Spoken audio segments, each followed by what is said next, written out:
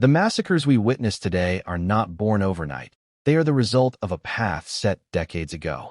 When the Camp David Accords were signed in 1978, Egypt, the strongest Arab power, was removed from the equation.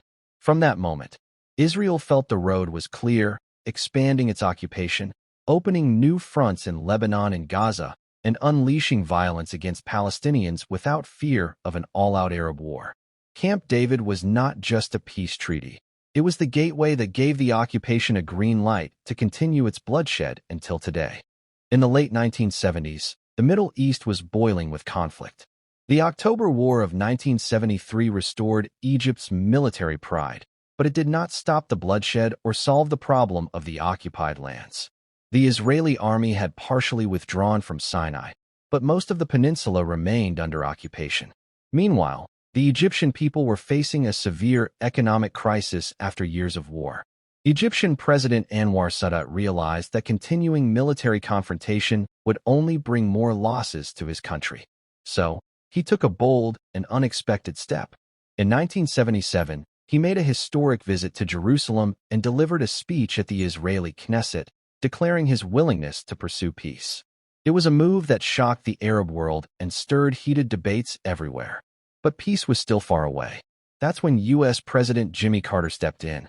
He invited Sadat and Israeli Prime Minister Menachem begin to a secluded place called Camp David, a presidential retreat hidden in the forests of Maryland. From September 4th to September 17th, 1978, the three leaders endured grueling days.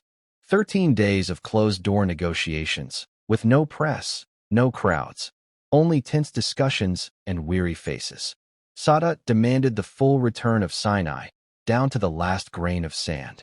Begin insisted on Israel's security guarantees and political advantages. And Carter worked tirelessly, moving back and forth between them, trying to bridge the gaps. At one point, Begin nearly walked out of the talks. But Carter resorted to an unusual tactic. He wrote personal letters, signed by him, to Begin's children, urging them to convince their father not to abandon the negotiations. This small but human gesture helped keep the talks alive. Finally, on September 17th, the three leaders appeared before the cameras. Their faces showed exhaustion, but also the sense of a historic breakthrough. They announced the signing of the Camp David Accords. The Accords contained two main parts. First, Israel would gradually withdraw from the Sinai Peninsula in exchange for Egypt's official recognition of Israel and the establishment of diplomatic relations. Second, the agreement opened the door for Palestinian autonomy in the West Bank and Gaza, though this part largely remained on paper. The impact was immediate. In Israel, the Accords were seen as a political triumph, as they marked the very first recognition by the largest Arab nation. In Egypt, public opinion was deeply divided. Some viewed it as a courageous step to rescue the country from endless wars, while others condemned it as a betrayal of the Palestinian cause. Across the Arab world, the reaction was harsh. Egypt's membership in the Arab League was suspended, and the League's headquarters were moved from Cairo to Tunis. Just 1 year later, the Egypt-Israel peace treaty was signed, based on the Camp David Accords. And although Egypt eventually regained full control of Sinai in 1982, Sadat paid the ultimate price.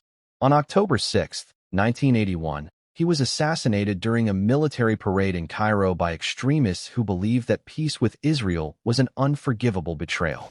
Thus, Camp David was not merely a political agreement.